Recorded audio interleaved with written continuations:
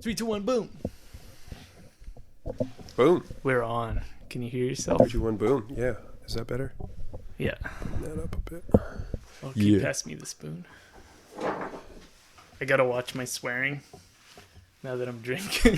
That's a 'Cause the good last point. time when I did the podcast with Corey, I think I was swearing way too much. Can you drink beer on YouTube? cheers. Congrats. Thanks, buddy. We're on the podcast. Thanks for having me on. Does the podcast have an official name? It's the Who Knows. Or the Who Knows? Who Knows question mark Yep, podcast. that's right. That's right. And okay, so we're gonna go for an hour tops. Okay. Is the idea? Yeah. So I'll try to keep an eye on the recorder because the last two podcasts, both of my guests were the ones to be like, well, I think it's time to wrap it up. And I was like, both times, I'm like, God damn it. Like, that's not how it's supposed to go. Yeah, you just keep talking, guys. The guest isn't supposed to go, okay, well, let's wrap up your podcast. I'm done talking now. That's, yeah, mark of a good conversationalist. And I'm trying to get more knickknacks here. Mm-hmm. So You like it'd be Yondu from Guardians of the Galaxy. Is that what he does? I Yeah, he haven't like seen collects like Guardians weird of the little Galaxy yet. knickknacks. Puts them on his. That's dash. one of those movies where I'm embarrassed to admit that I haven't seen it. Yeah, it's pretty good. Guardians of the Galaxy. That Wayne's World. Oh, Yeah, I don't know. there's definitely a few of those for me as well. I'm like, oh What are shit, they? people talk about this What all are the time. they? I don't know. Can't think of it. Off the top of my head. I'm always too scared to admit Like it. for a long time, it was Forrest Gump. oh, a long really? time. Yeah. Like I only watched Forrest Gump. Oh, I was doing that too with Forrest Gump until Yeah. I'd seen it because yeah, it's one of those ones where you say I haven't seen it, People are like, and then people are like, what? "What?" And then you're like, "Oh, here we go." Like Apocalypse Now. I haven't seen Apocalypse Now. Oh, okay, that one's good. That one's pretty. It's kind of like iconic. Yeah. Yeah, Wayne's World was like a big one. Mm-hmm. Like when I was working with Daxton, there's this one guy. What the heck was his name? I think his name was Josh or something. And he would always call me Wayne. He's like, "Oh, you look like Wayne from Wayne's World. I'm gonna call you Wayne." And then he's like, always whenever he's talking to me, he's always talking about Wayne's World. But I pretended I had seen it. Oh no, that's Like the worst thing it you had can do. passed. It had passed like way too far. And then like I worked with him for like a month, and like every single day, it was And call like, you Wayne. I was like, oh, Did you ever tell him? no. That would have been the greatest thing ever. Just like drop that bomb. Yeah. Like 3 months later. Yeah. Hey, you know I've never seen that movie, right? He'd be like, "What the fuck?" I always thought that'd be like a funny like deathbed last. Yeah. I never saw Wayne's World. You like, based your entire friendship around Wayne's World. That's good. It's the worst when you pretend you've seen a movie around those guys that know all the quotes to the movie. Like Dave. yeah. Dave's one of those guys. Yeah. He'll be like, "What movie are you talking about?" And you'll like say it, and he'll be like, "Oh yeah," and boom, he'll just like hit Yeah. you with one-liners. It's like you're gonna know your movies. Like One after there's no bullshitting. Yeah, I just don't do it anymore. I was so choked about this knickknack, this hula girl. So my parents got me this from Hawaii Oh, nice. when they came back. The feet broke off. I opened the package in my room. And I literally opened up the package, fell out of the package, and broke. Oh no! And that was one of those times where I was like, the minute you I got wish it. I could go back in time, like 5 seconds. Do you have super and glue? save that. I have an empty bottle of super glue that I was like, oh yeah, I found some. Oh man, that sucks. I have so much glue because I'm doing that boat. Like Oh, trying to dude. patch it up. I've got like, Do you think it could hold this? oh yeah, 100%. Because there's like no surface area. 100%. Yeah? Yeah, just Okay. scratch up the legs and the Just like so the they smooth merge? surface. Yeah, Oh, okay. and like it's made of plastic, so if you took like solvent Mm-hmm. and like rubbed it on there first, Yeah. it would kind of like melt a little bit, and then it Okay. creates like a bond with the other surface. Yeah. So scratch it up, melt it a little, put the glue on, Okay. and you could probably just use regular super glue. Yeah. Okay. But if you wanted it to hold like Gorilla Epoxy, it would definitely hold it. That's a good idea. So you melt it first. Yeah. And then you put the glue on. Yeah. Okay. But you melt it chemically with solvent, and it's just like a super tiny layer just on the top. Yeah. And you don't even have to do that step, honestly. Okay. It just creates a stronger bond. But yeah, I was choked about that because this is like a perfect table knickknack. It is. And we got the Star Trek Enterprise. 2 model cars. Right, you made that those, one's eh? Cole's and that one's mine. Got the petrified wood that Craig found when he was working at Border Paving, I think. Right? Probably don't say that on the podcast. I don't think it's legal. That's to take legal. That? That's No, fine. 100% not. Oh, it's fine. Got the Red Heart Brewery. Got the Dragon, the Gaming Dragon. Yeah, Game Dragon, MSI. This sort of naked lady here. Yeah. And then I got my lady over here. Oh, That's yes. Cole's lady. This is my lady. It's a perfect fit. I like that one, though. Yeah. That looks like... Or yeah, Juan gave me that one. That's from Colombia. Oh, really? Yeah. Colombian. She thick. She thick. But she will take care of you. Yeah. For sure. She knows how to bake. You can tell. Where's this one from? I don't know where that one's from, but you're supposed to apparently you're supposed to burn like what's it called? Those sticks, the incense, Yeah. and then I think the smoke's supposed to come out of her nipples. Oh, Cole would own that. Yeah. Cole would own that. Yeah. I thought you were gonna say it's like a fertility idol. And you'd like burn a sacrifice could be. to have fertility, and I was like, Yeah. we should just break it off right here, so Cole can't have any of it. Just end it now. I was talking to my mom today on the phone, and she was saying, so their dog, my parents' dog Mally, my mom couldn't find her for like 3 hours or something while she was out gardening. Couldn't see the dog anywhere. Mm-hmm. She had went down the driveway, crossed the street to that other neighbor's house With the pool, yep. and then I forget. So my mom was looking for the dog, and then I think she eventually went over there or something. Like when she went down the driveway, or to look for the dog at Bill's, the other neighbors. Mm-hmm. She had seen all the kids sitting around Mally or something, so she went down there, and then they were like, "Your dog killed one of our chickens." No. Yeah. Bit it right on the neck. But they're all the kids were happy and stuff. And the one little kid comes up to my mom and he's like, the chicken he killed was my chicken. His name was Edward or something like that. The chicken had a name. O'Malley just murdered it. Yeah, I guess so. I guess they left their chicken coop doors open. And Mally just went in there. How could He Mally... just killed one of them, and they have 15 or something. How'd she even catch it? I don't know. She just went in. She's so fat. Just walks in, sleeping chicken. Looks good. See, that's why I don't trust that dog around other dogs. Yeah. Because I keep hearing these stories. But they were okay with it because they have a whole bunch of chickens apparently and stuff. But that one, Edward, that was his I don't chicken. know if that's what his name was. That was the first chicken name that came to my mind. Oh, that poor kid.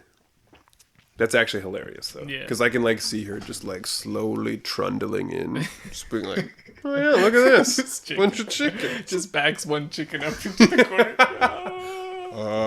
It's so slow. It's like the Rancor. Yeah, exactly. It's paralyzed with fear. Yeah, that's good stuff.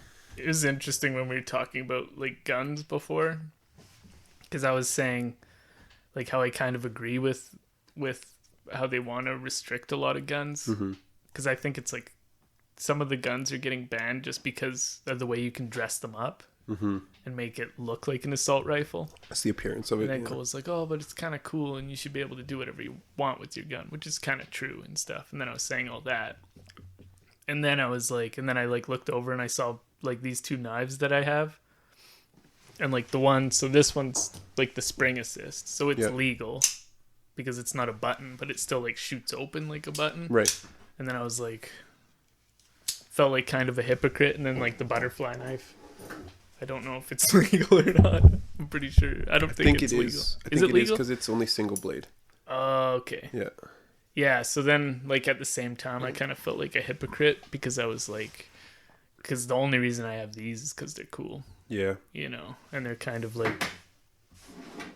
It's similar, you're right, in a way. Yeah. Because the argument is, you can keep these guns if you're going to use them for hunting. Yeah. And if you're going to use them for hunting, then they're just a tool. Mm-hmm. You don't need to dress up your tool. Yeah. When's the last time you saw the cool hammer? You know? Yeah. When did you buy hammer customizations? Yeah, exactly. Or even like a drill. Yeah, if it's a tool, why are you dressing it up? Yeah, like you know, this it doesn't need like to look that. cool if it has one job. Yeah, and that's a good all it's point. for. Yeah. And so I can kind of see where they're coming from. Mm-hmm. On the other hand, I had a paintball gun. Yeah. I dressed that shit up because I wanted to look cool. You know what I mean? Yeah. And it only had one job. Mm-hmm. And that was within the confines of like shooting other people. You know what I mean? Yeah. But I think when you introduce... Actually, yeah, even just paintball guns is like a good, almost like a hypocritical example. Yeah. It's like we literally are pretending to shoot each other. Yeah.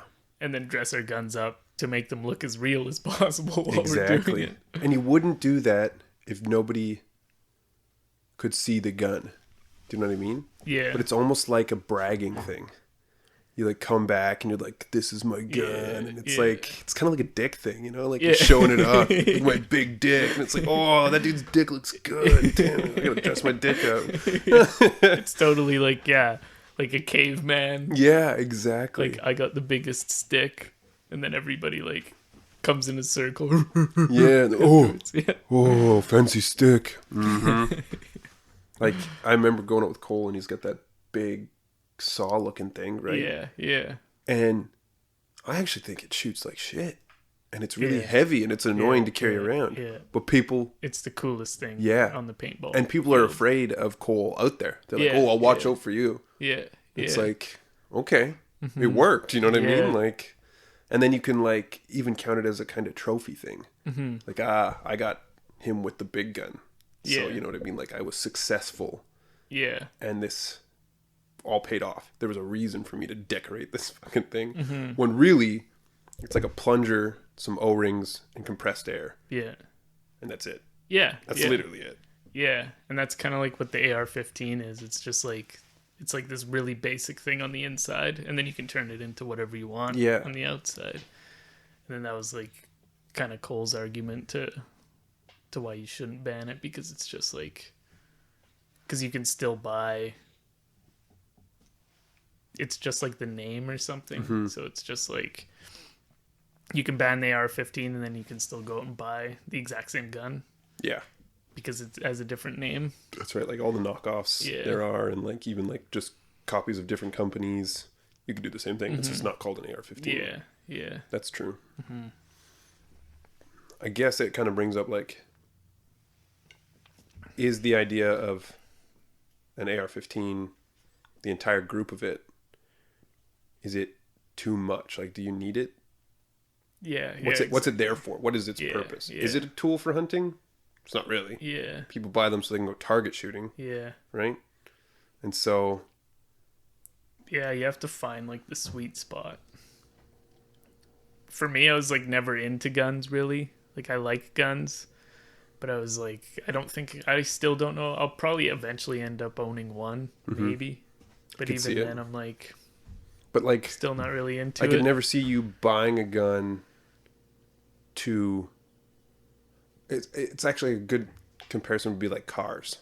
Yeah. I could never see you buying like the Mercedes or like Corvette of guns. Mm-hmm. I could see you buying like a Volvo. Yeah. Like it works. Yeah. Yeah. It shoots straight. Yeah, exactly. And then... It does what I need it to do. It doesn't have anything fancy on it. Yeah. I'm not going to spend like a ton of money on it. Exactly. Make it look cool and all that. It just does what it needs. So like, I guess an argument could be made that the government banning those guns because of decoration would be the same as them banning like supercars. Yeah. Like a Ferrari. Yeah. Like you have a way higher chance of killing someone in a Ferrari because you're probably sure. traveling at an average higher speed than someone in just a regular old pickup truck or a car, right? Yeah, like the stats on it probably show big time. And then the Subaru would be like the AR-15. You can buy just a basic bitch WRX and do whatever you want with it. Yeah. And you can upgrade it to be insanely fast and dangerous because it's light, probably not meant to go that fast. And if it's just in your garage kind of stuff, you know, it could be dangerous. but nobody's it worried depends about how that. you use it and like all that. But I was never into hunting, but what I do love is fishing. Mm-hmm. And like I love the idea of how I feel like fishing almost has like a gambling aspect to it. Like I never love thought about poker that actually. because you're like you kind of work at like a slot machine. There's like kind of like this monotonous, and you're waiting for the hit. True. You know, so you're standing there, and even that's what I love is like when a fish bites, even if you know kind of what you're fishing for, when something hits, your imagination always jumps to, oh, it's the biggest thing, and like every single time it's like a huge rush. It is a huge rush. You get like a massive surge of adrenaline. And in your head it's like, oh, it's the big one, and it's like just a great fight, or like it might just be, you might just have like a good current and it's like a smaller fish that like goes into the current and it's like doing that turning sideways, like with the gold eye and stuff. Yeah, like exactly. That. And yeah, like walleye. And I just love how there's like a mystery to it a lot of times until you get it out of the water. It's true. Until you see it. Yeah, until you see it, you're like, your imagination is just like, I have no idea what's at the end of this. I probably know. Like, as you get better at fishing. You're kind of like feeling it. Like, you probably have a pretty good idea of like what's on the end. I can like tell if it's a heavier or a light fish pretty quickly. Yeah. Like I'll set the hook and I'll be like, within the first couple reels, I'll be like, okay, this is a small one. Yeah. And I can tell pretty quick. But you still get the same rush when you set the hook. Especially if you've been waiting for a while. And you like, you put the patience in rather than changing lures or changing location. You like waited it out and then you got that bite and then you set the hook and get the fish. Yeah. It all becomes worth it for that kind of moment right there, regardless of whether it's a small fish or not. Because you don't catch fish the whole time. Yeah. And so in the gambling regard, you're totally right. Yeah, that's true, because you might go to the casino and not win, but you're still like getting small rushes and stuff. Yeah. Or maybe not. Like you're going. And the way there. the casino sets it up is you do win every once in a while. Yeah. Like even a slot, So they'll give you small wins. Exactly. And like it really relates in the fact that you can go out and spend a bunch of money on lures. Like you can walk into the store and see this realistic looking soft plastic, just like, oh, that's gonna hit well. Yeah. And you throw it in and it's just garbage. Yeah. You know what I mean? Yeah. So that is definitely a gambling aspect of it. Because you're looking at this lure going, I'd eat that. Yeah. But I would never look at a 5 of diamonds and go, I'd eat that. Yeah. And a fish will hit it hard. Yeah.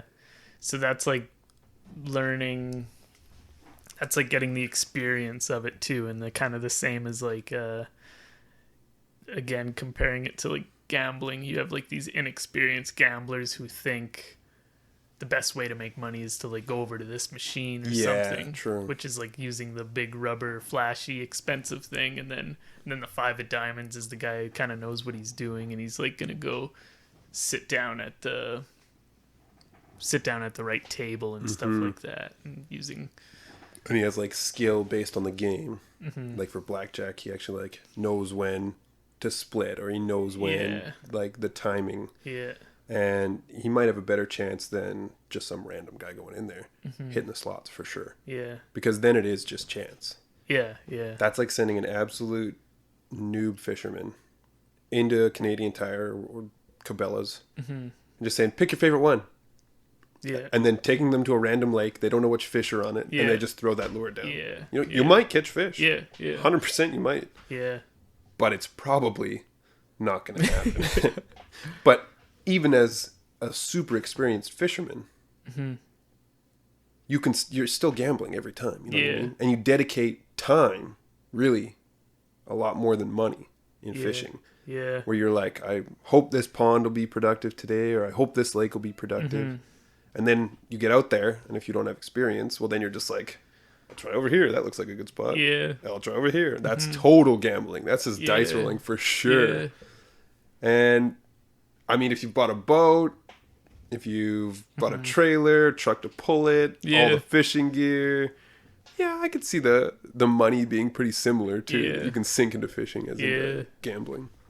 And like, I don't know about you, but this might just be like a superstitious thing, but like, you know, when you cast and you land it like right in the perfect spot, it's like a perfect cast, and you're like, I'm gonna hit a fish with this cast, and then boom, it hits. I don't know if it's like, if that's actually a real thing, or maybe it's just like some sort of mental thing, but I feel like a lot of times, like a couple seconds before you do get a hit on a good cast, you were like, I saw it coming. I felt it. I could feel it.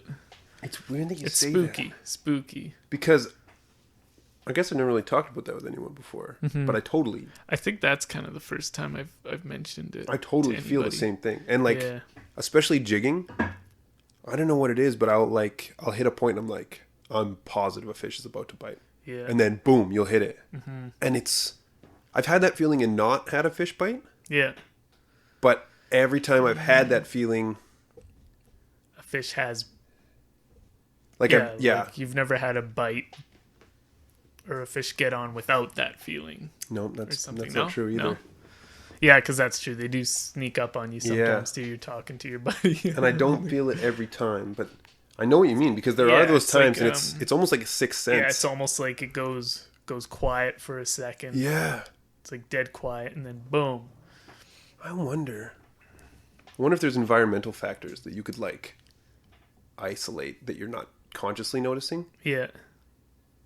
and if that has anything to do with it, or if it's just like It might almost be like a weird, like, caveman spiritual thing. I compare it, like, whenever I think about that, I compare it to, like, when there's, like, people who work way up north in the Arctic or something, or way down south, and they say, like, it's, like, dead quiet, and there's sometimes a moment where they think they can feel the earth spinning for, like, a split second.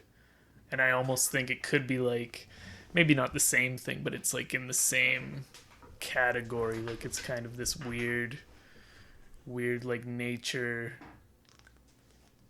type of, I don't know, kind of caveman intunement instinct, kind of thing. like being like kind of hippie-ish, but it's like being at one with nature for a second, you know, even though we are using these fancy fishing rods and stuff.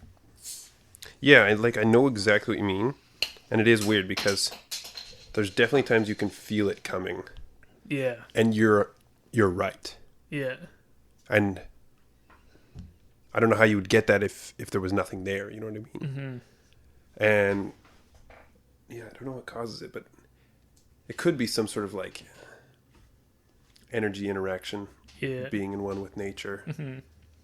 Or have you ever heard of the flow state? Like being in the zone. Yeah, like being in the zone. Yeah. So that's like the same thing. Could be like part of that. Yeah, I'd compare that to where you like same. tap into it just for a moment, and you're like, oh, this is it. Like you know. Yeah, you've done everything perfectly. Up. Yeah. It's probably very similar to that. Just like a basketball player that shoots a three and knows the second it leaves his fingers, it's going in. Yeah. Like I've done that before, and you can just feel it. But there's no actual logical explanation. Yeah. It's actually very similar to that. Yeah. It'd be interesting to have like a wide range of athletes and ask them about that, and like what is it with golf and stuff like that, and like, like what would that version like for Tiger Woods be like? He's hitting a putt from like so far away, and it's just like. And do you think like sound plays into it? Do you think if he hears the ball hit a certain way, he's like, perfect hit? That's what I think is like kind of the flow, like what you're saying, the flow state or the zone. It's like everything is like nearly perfect. So like the sound, the way the like maybe the crowd in golf is like just the perfect. Oh yeah, noise level. And, like everything's just perfect. And so let me ask you this then. It's kind of a chicken or the egg thing. Do you think that when that happens, like you say, you enter the flow state? Yeah.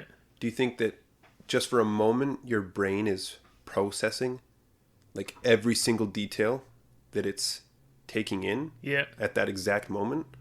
Or do you think that you feel more and everything seems like it lines up because you've done everything right, but your brain doesn't actually know it. Does that make sense? I think so. So you're saying like everything actually lines up, or you're sensing. Yeah, are you causing it to line up Okay. at that moment, or are you just noticing it? I think it's a bit of both. Like I think it's both of those lining up at one moment. Like so you're not affecting everything outside of yourself, but everything your body did, like let's just say a putt. I don't golf, but let's just say a putt. At that moment you did everything perfect. And you're swinging, and then at that exact same moment all the outside factors did everything perfect at the same time, and then right at this everything lined up at the same time right when you hit the ball. And like I don't know how many outside factors you would have in golf, but like not a lot would affect it, but be like maybe like wind would be the major one, and then like divots in the grass, that kind of thing. Yeah, but there would be something, like where the outside factors and then your inside, your self factors, your everything just lines up in one moment. Like when the basketball player he like just jumps like just perfectly, and then releases it just, perfectly. Like goes so as it rolls right down his fingers, and then like maybe the last little spin. I don't play basketball either. I'm like trying to. I'm a sports player. Yeah, I do the sports. What I was gonna say is, do you think there's a way to like consciously tap into that flow state? Like, do you think the example I was thinking was like Navy SEAL snipers or like military snipers, like super high end ones? Yeah. If they're tracking like a moving target at a very large distance away, everything has to be perfect. Yeah. Like literally perfect. Yeah. With that, the rotation of the earth like, sometimes does come factors in. So like, do you think that they've possibly learned how to tap into it a little easier, or how to fall into it? Yeah, I think so. Because that'd be a pretty damn good skill to have, honestly, in anything. Because they get down to like slowing down their heart rate and stuff like that. So like almost like they're doing yoga before they pull the trigger or something like that. And like, that level of, what's that called? Autonomic control. Yeah. To be able to do that, like speed up or slow down your heart rate to a certain extent. Like people can consciously control it, but I have no idea how that works. Because that's like, as a skill, as an athlete, if you were one, to be able to tap into that and get into the zone, be able to control when you get into the zone. Yeah, exactly. Being able to put yourself in the zone, take an extra half second and kind of fall into the zone before you take that shot would make huge amounts of difference.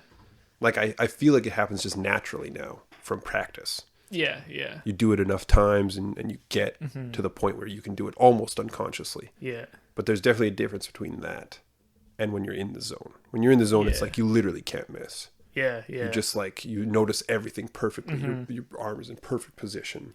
Whatever it is. And you're watching yourself do it. Exactly. You're like, oh my God. You're just a spectator. Exactly. It feels like almost out of body. Yeah. I didn't actually think of that in fishing ever until you brought it up. Oh, but that's so true. Yeah. See, I feel that way. I was like, I don't know if it's the same thing as when you ever walk into a room and you hit a light switch to turn it on, and it feels like the light came on half a second before you hit the switch. Before you turned it on, yep. Sometimes I wonder if it's that, if it's the same thing as that, but I don't think it is.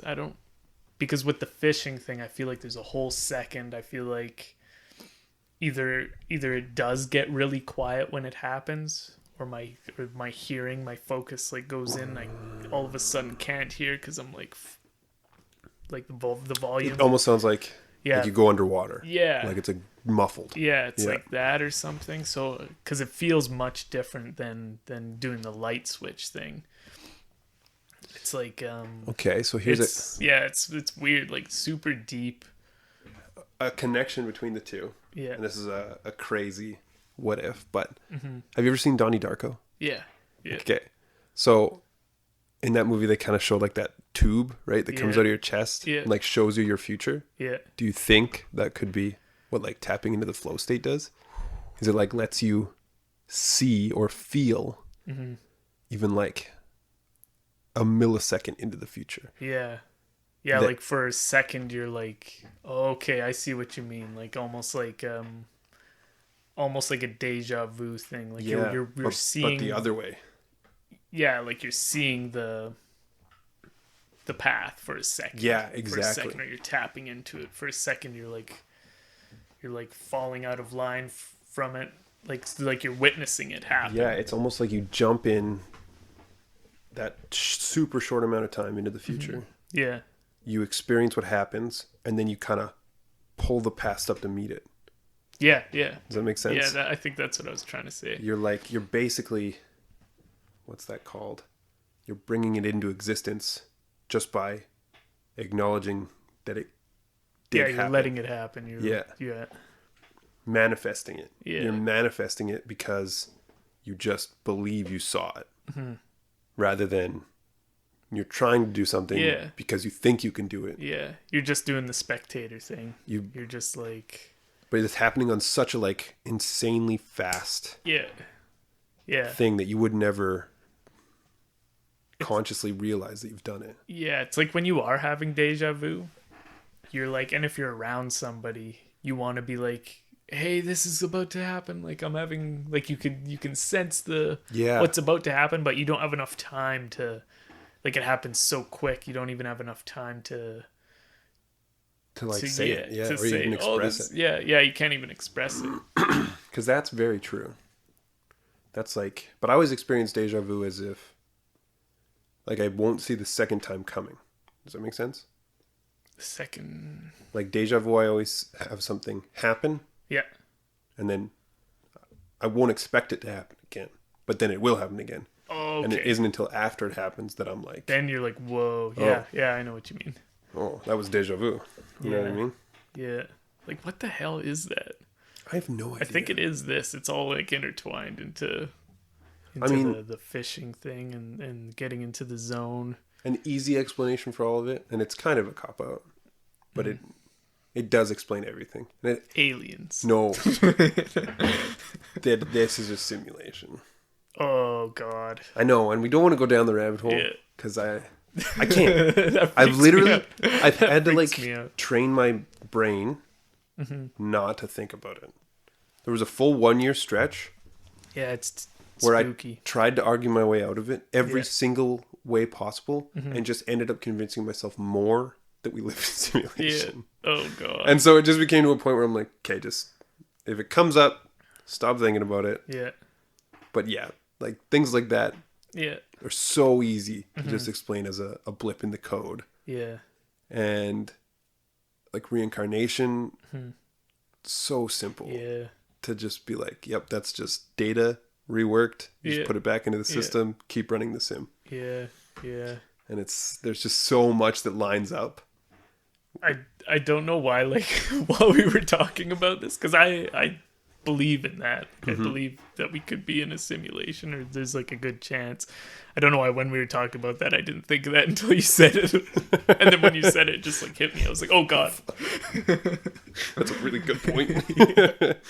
Yeah, it's what it always comes back to for me, is like... Yeah. I think for a lot of people that's kind of what it, and a lot of people are starting to think that, like it's almost becoming like a popular culture kind of theory. Can you imagine trying to build a religion around it, though? It'd be terrible. There's no... Yeah. Who are we... Yeah, what would you... praying to? What are we working towards? Yeah, you could almost just join whichever religion you want, because they're all part of the simulation. Yeah, so honestly. Like... But, like, Church of the Simulation has an awesome ring to it. It's just that... Let's start it. I'd love to. The Church of the Simulation. I think about it all the time. Good. And you can, like... But what would you... Like, you could teach people how to, I guess, like, get along with their existence and understand and maybe try and improve the simulation, I guess, would be the goal. Would that be, like, atheism? Or No. would it be another religion? No, it'd be something I think totally it would different. be like some sort of... Because atheism is just... It's not a religion. Mm-hmm. Atheism is the rejection of religion. Yeah. If you're an atheist, it's because you don't believe in a higher power at all. Okay. You're just a person. Yeah. The best way I've ever heard it put was on Hot Ones, Ricky Gervais. Oh, I He haven't goes, seen that one. There's no word for people who don't believe in fairies.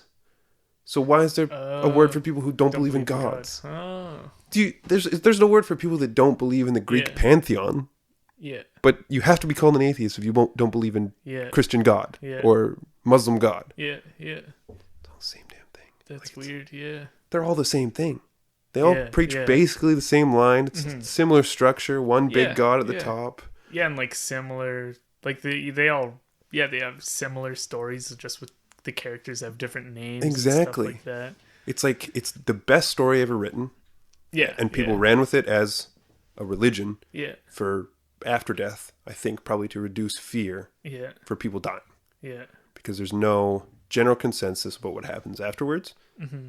And if there's no guidelines while we're here, it's too chaotic. Yeah. But if people have a reason to be good, even if not everyone goes for it, it takes a massive chunk of the population and just sets them aside. Like, okay, they probably won't murder anyone because they're afraid they'll go to hell. Yeah, yeah. Kind of thing, right? Yeah, that's like when people say, they're like, oh, well, there has to be religion or there has to be a hell because otherwise people would run around like murdering people and stuff like that. And I think the people who say that are the ones who, if they knew there wasn't hell, would run around. They would run around murdering people. Like, why would that thought come into your head? That's so true. Isn't that scary? That's so true. There So, has to be. Otherwise, people would do that. I'm like, but would they? Like, which people? Yeah. About? Is it you? Yeah. Is that what you would do? Because like it's not me. Because I already don't believe in hell, and I'm not running around murdering. Richard, just a weird question for you. Just total side note here, but if there was no hell, what's the first thing you do, man? Oh, just like run around murder a couple people. A little bit of rape? Yeah, sure, I'll do a little rape in there. Yeah, whatever. Rob a bank. Oh my gosh. I've always wanted to dangle someone off a roof. I just thought that'd be great. Okay, there's definitely a hell, yeah. Covet thy neighbor. Do a lot of coveting thy neighbor. That's so true and very terrifying. Imagine how... Oh, go ahead. And so in that aspect, I kind of believe in religion. I believe in like the Jordan Peterson type of religion that like don't take the stories literally.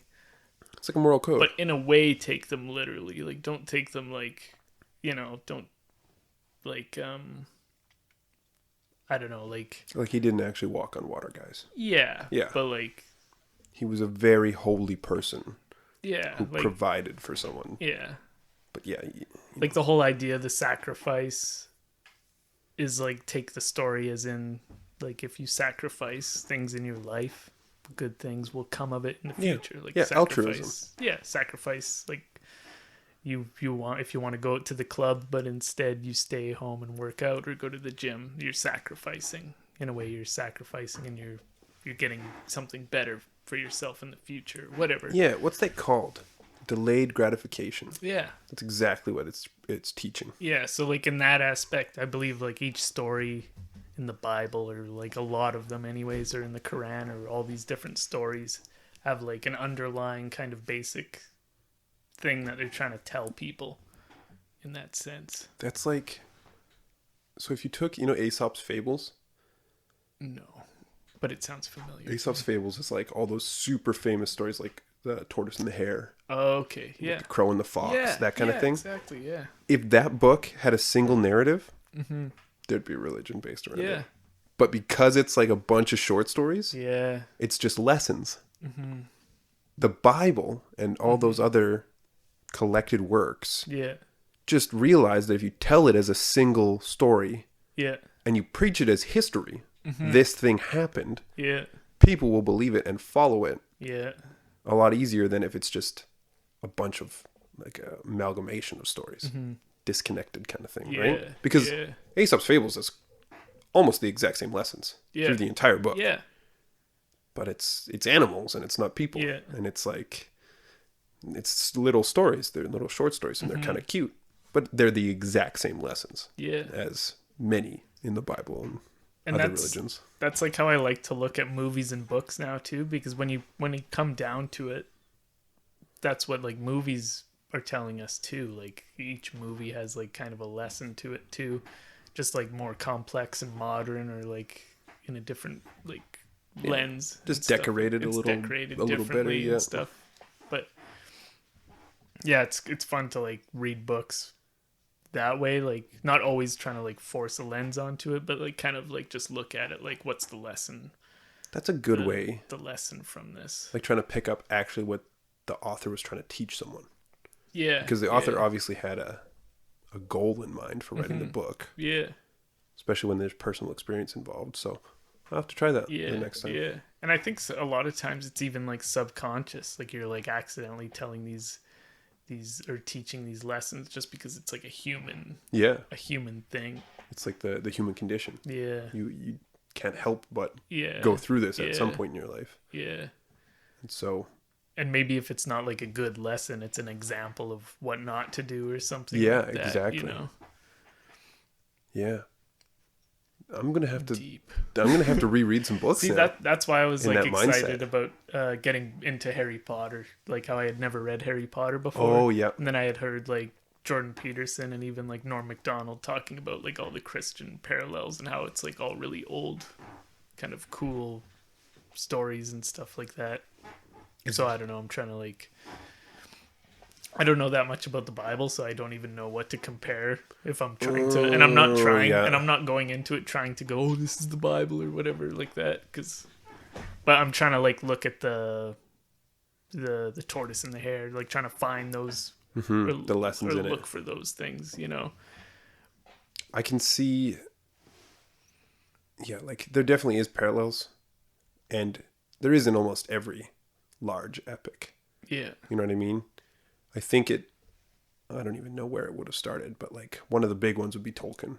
Yeah. Like obviously when you do the battle between good and evil, it will always relate back to the original good and evil. Oh, yeah. Super story. Yeah. Is basically what it is. Yeah. Because the Bible took all the lessons and stuff from Greek and Roman mythology, and it's always a battle between heaven and hell. Good and evil. Good and evil. Break it down.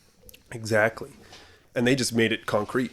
They just like laid it out. Yeah. This is the cutoff. Everything in between here is kind of gray. Yeah. Here's the good. Here's the stay evil. Out of here. Try and stay out of here, but we get it. Pray and you'll be okay. Yeah. And then you're back in here. Yeah. This is the goal. Yeah. If you die without being in here, you're going to be upset. Yeah. You know what I mean? It's a bad idea. Yeah. And that's the exact same thing with those massive epics. Tolkien's Lord of the Rings, Harry Potter, Star Wars. Yeah. Very similar. Yeah. They're all kind of the same theme. And that's just going to keep happening. Because you can only tell that story so many ways. Yeah. But people are so drawn to it. It's just such a ethereal pull that, you can't help but like love it when it's done correctly. Yeah. Yeah, it's like, there's so many...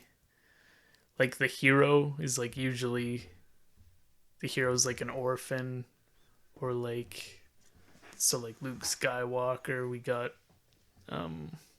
Frodo, Harry Potter, like all the big ones are always like that for some reason. It's because they have to learn on their own. They can't have the outside influence of their parents like pushing them one way or the other, you know what I mean? They have to figure out the good and evil like on their own. They wouldn't be the hero otherwise. Yeah, if they were faced with those decisions, but they had that like kind of parentage to fall back on, right? Yeah. My dad taught me right from wrong. Yeah. So I know what to do here. They do right because it is right, and their moral compass just points that way. Yeah, because they don't fall back. Exactly. They don't know what to do. They have to interpret it as it comes. Exactly. So they just go ahead and they go through it as best they can while pointing their moral compass where they believe good is. Yeah. Right? And that's why people always love them, because they're flawed slightly too. Yeah. They're never perfect. And you can see them make mistakes, but then learn from it. Yeah. And that's very similar to what people do. Yeah. And how Jesus kind of corrects them. Yeah. Yeah. It's like, this is the way to do it. You know what I mean? Yeah. So the hero is always the guy in the story that does right no matter what, even though he doesn't know what right is. Yeah. Yeah. At least in those big epics, it seems like that's how it turns out. Yeah. Can you just grab that cable on the your headphone cable? I don't know if it's me, and just bring it underneath there. I don't think it's making any noise, but I'm just kind of paranoid about it. It's okay. I was kind of dragging it around. But yeah, that's actually, I love the way you put that, because I've thought of that for a long time. Like, why is that? Like, why is the hero like so similar in all these different movies? And then I like how you just like spelt it out like pretty good right there. I guess, yeah. I mean, I never really set it out Yeah. in like such strict terms, but Yeah. I But do. that's such a good way to think of it, is like, yeah, like, so a lot of times the hero is like, an obstacle comes, and instead of going, oh, well, I was taught to deal with this obstacle this way, the hero doesn't know how to face the obstacle, so we watch him face it there. Yeah. We watch him for right? the first time. And then that's kind of what makes the whole story interesting. Yeah. And what makes it like watching somebody go through something like that. Yeah. And there's not many examples of like stories where the hero doesn't behave like that.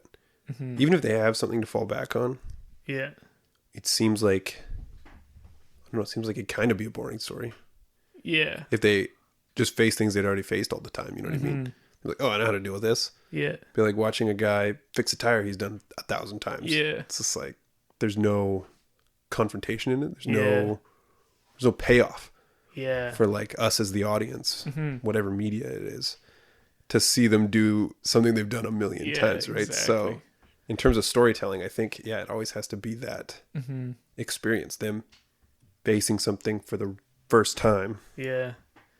And we always just end up rooting for the good guys. Yeah. And I think sometimes in movies, like, there's people like, I remember when they came out with the Hitman movie based on like the game, and it was like, and I think, yeah, you just spelled it out pretty good, is because sometimes there's like a character in a movie and their regular profession is so interesting that you want to watch them do what they do all the time. Yeah. But then you're like, oh crap, now this side story comes and derails his regular story, and then you're kind of like, oh crap, I wanted to see the hitman character be a hitman. Right. I wanted to watch him be a hitman, but instead we're watching him run away from all these people and using his, and not being a hitman anymore, like even like the Mandalorian, like, Yeah. oh, I wanted to see him be a bounty, even though the Mandalorian's amazing the way it is. Yeah, it but is. there's like part of you that's like, and so it's usually like the first couple episodes of a series, or like the first half hour of a movie, you're watching them do their profession. Yeah, they'll show you before they derail it. Because like the Mandalorian would be amazing even if you just got to watch him do his profession. Yeah, just catch bounties all the time. Yeah. But then it'd basically be Hawaii Five-0.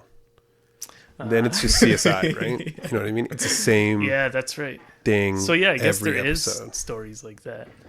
Yeah. TV series. There's series. I wouldn't call them stories. Yeah. You know what I because mean? it's cut and paste. Or it's Exactly. like It's a template. because that's the way I always, like, when I remember in like middle school, somebody was telling me that they had seen all the CSI, they had watched them all, and then it kind of confused me. I was like, oh, I thought it was more of like, because the way I watched it was I jump in when it's on TV, Just a random and I episode. didn't know there was a story. Like, I don't think there is. I think there's like a little tiny storyline in the background. That's if you followed the exactly whole right, thing. yeah. But other than that, it's more just like you can sit down at like pretty much any episode and you get to just watch the CSI team be the CSI team. That's exactly right. I'd say the most frustrating example of that is the X-Files. Because they built the X-Files to be a serialized show, Okay. like CSI, right? Yeah. But then they had this thread in the background. And most shows, like serialized shows, will do that. They'll Yeah. have a season arc. Yeah. And some shows will dig into it a little more. Yeah. And some shows are just CSI. They just do the same thing, cut and paste, right? Yeah. But X-Files takes so long to get to the stuff I actually want to see. Yeah. That it like, I never got there. I couldn't get, I'm like, if I had to see you hunt down Bigfoot one more time, I don't care. Yeah. Like, you found the chupacabra, I don't care. I want to see the aliens. Because I watched like the first 2 seasons or something. And like the best episodes are when they like go to the background story. Like, yeah, exactly. Little green men.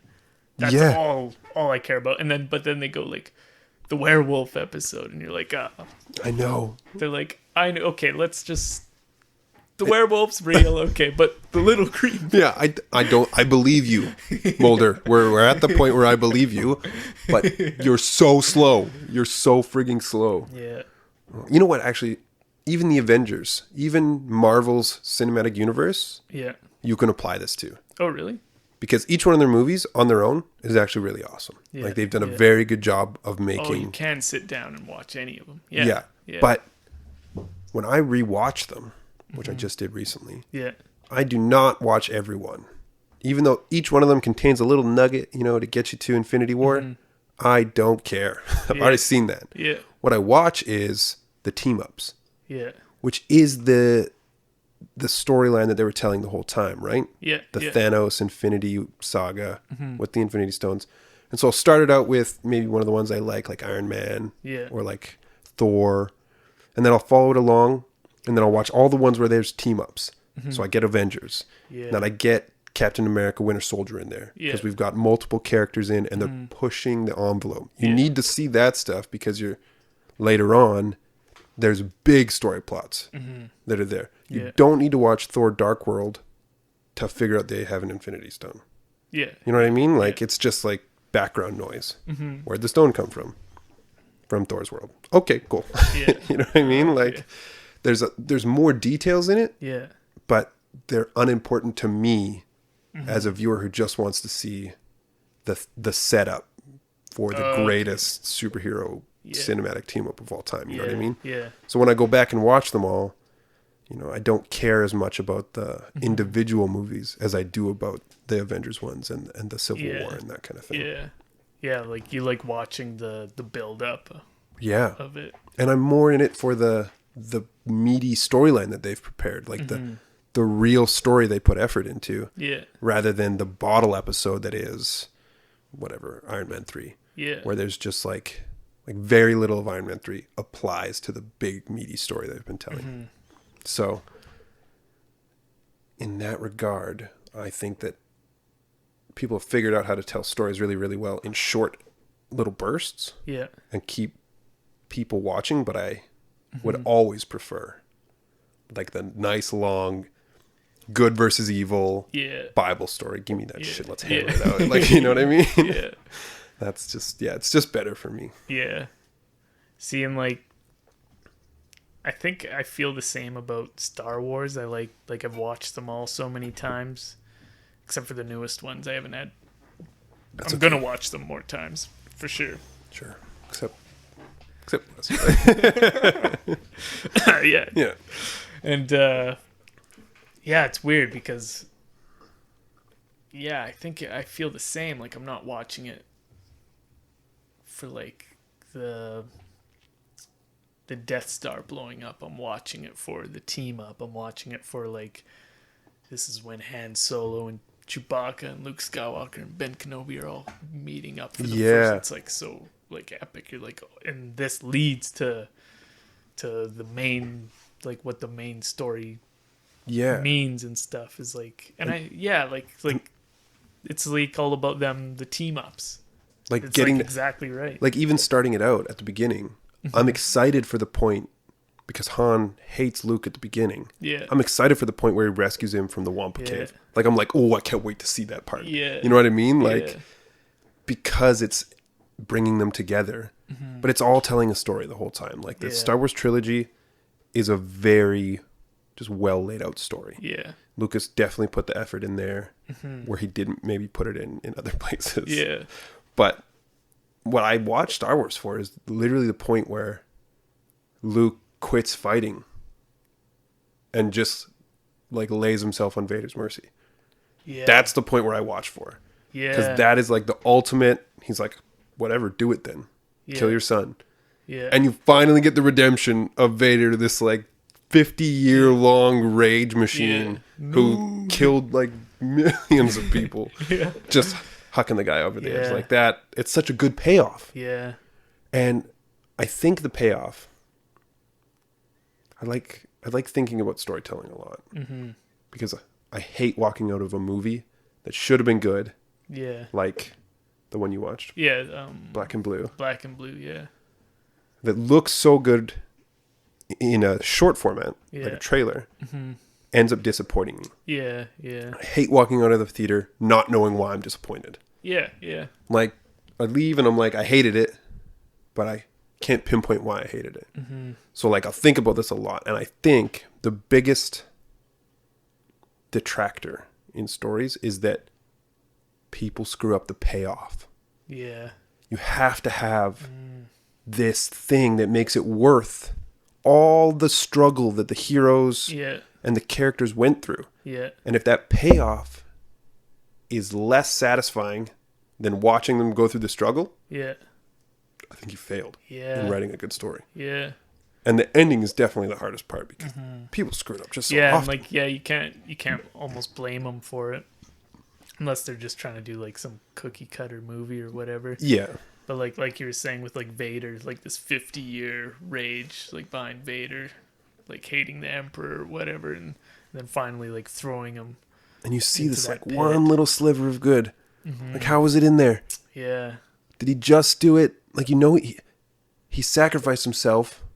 Why was he holding on this whole time? You know what I Yeah. mean? Like, Yeah, it's like, and it's so short-lived and Yeah. everything. It's like just epic. it is. For me, like another big one is at the end of Return of the King, when all the hobbits are when they're all what's the White City, the Oh yeah, Minas Tirith. Minas Tirith, when they're all at the top having that celebration of the Return of the King. Oh yeah. And then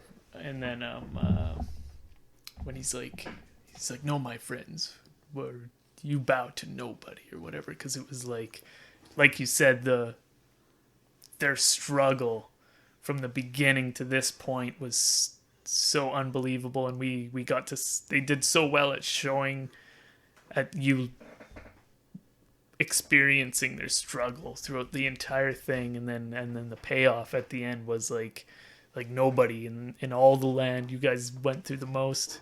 Yeah, And the you king bows to them, and it was like, to me, I have the same feeling I have when I see Vader or like Luke throw his lightsaber down. He's like, I won't join you or whatever. Is kind of like the same feeling I get. 100%. And it's like Because it equals the struggle. the payoff is like the entire struggle compacted into the diamond or whatever. Exactly. And it's That's all the exactly pressure it. turned into a diamond, and then maybe like a crappy movie has all this pressure, and for some reason they got it just wrong in Yeah. this ugly. And it piece just of comes quartz out. comes- And you're like, or they'll do something in the movie or the story and they'll backtrack it. yeah, And they'll like put all this effort into telling them why they can't do it. And then they'll just do it in like 10 seconds. yeah, And I'm like, yeah. They wrap it up. what is that? Why'd you even do the rest of it? It was like they forgot, or there's like some sort of loophole. You screwed yourself here. Like, you're trying to make something awesome that people are going to remember, people are going to talk about, and people are going to love. Yeah, And in a 10-minute period, you screwed an hour's worth of yeah, film, yeah. which is, I don't know how many hundreds of hours worth of work. But how did you fuck the story so hard? You know what I mean? Like, it's all about that climax point Yeah, where this is what they've been aiming towards. yeah, If that little point doesn't compact, like you said, into a Yeah. diamond, yeah, you get a turd yeah, every time. yeah. And then all the work behind it is for nothing. Too. Exactly. And it makes it seem like a waste. Because like would Lord of the Rings it probably would have been garbage if the ending was garbage. You know what I mean? Yeah. Because then the payoff's for nothing. Even if the payoff was good while you were watching it, it all gets ruined at the end if the end isn't good, or something like that. It'd be like if you're watching The Lord of the Rings, right? Mm-hmm. And Sam and Frodo finally get to the edge of Mount Doom. Yeah. And they meet Legolas there.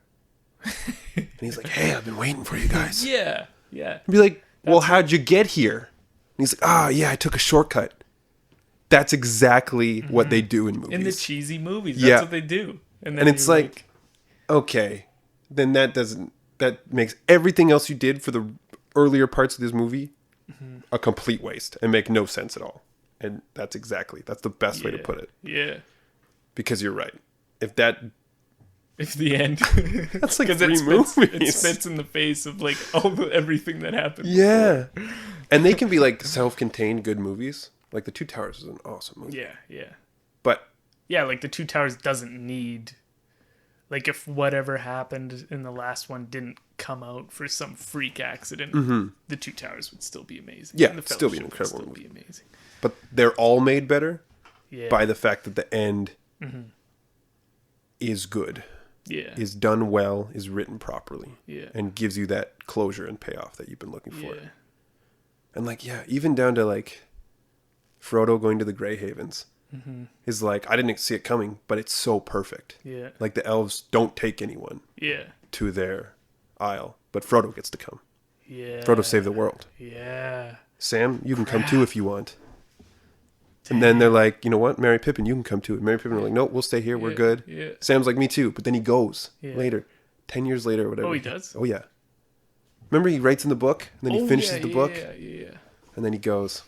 And it's like, that's so amazing. Man. It's like they're still... They have multiple, like, endings. They're still paying tribute to the struggle these people did. Yes. And it all is just like feeding that what you watched was worth it. Because it was all worth the payoff. Yeah. You know what I mean? Yeah. Even like Boromir dying. If Boromir's your favorite character of all time, by the end of the movies, you're like, it's okay that Boromir died. Yeah. He died for a good his cause. struggle helped make this ending. Exactly. Yeah. But if you see those movies and you've got a favorite character and he dies and then the ending's terrible, yeah, you're like, he died for my favorite character. exactly. He died for nothing. What is this? Yeah. So that's, I don't know how to tell people to make a better ending because I know it's hard. Yeah. Other than the fact that just make it worth it. Make the ending equal to the struggle that you built. Like when people come up with ideas for books and movies, I assume they don't come up with the ending right away. Yeah. I assume that they don't, like the ending isn't their first idea. Yeah. It's somewhere in the middle. Yeah. They're like, how do I start it? Okay, well maybe I'll do a little back here and we'll get to the point I'm aiming at. And maybe it's the climax they thought of. Like the most intense part of the story. And they're like, oh, this is the craziest thing. Yeah. That's such a good twist. But that's not the ending. Yeah. You still have to make the ending good. Yeah. You have to land it. Exactly. You took off. Just because you have a point to aim at that looks awesome and has a sweet twist, that actually shouldn't be what you're aiming at. That's all part of the struggle. Yeah. What you should be aiming at is the ending. Yeah. So when you reach that point and you reach the bit of closure that we need, everything before it was worth it. And you can't cop it out. You just can't. And I don't know if people get too complicated and then they don't know how to untie the threads and they just like throw the book at it. Or if they try to go too simple and it becomes really... Too like other stories. And or just not enough homage to the struggle that they did do. Yeah. They just wrap it up. They're like, and that's how it went. And they lived happily ever after. Yeah. It's like, ugh, are you sure? Yeah. Seemed like some marriage problems in there at the end, but I don't know. Yeah, you're like, at the end, you don't want to be like, well, that probably didn't work out. Yeah, exactly. Like once it says the end, you're like, but yeah, that's an hour. Okay. We did an hour. I feel like we pulled off some pretty good topics Yeah. here. We got into it. I want to keep going, but that's gonna be like a lot of editing. Okay. But yeah, that was some great. I'm glad you came on because I know we always have these deep conversations, and I'm like, It's nice to get it. I'm glad we finally got one like in a podcast. That's why I've been like, oh my god, Yep. this will be so good.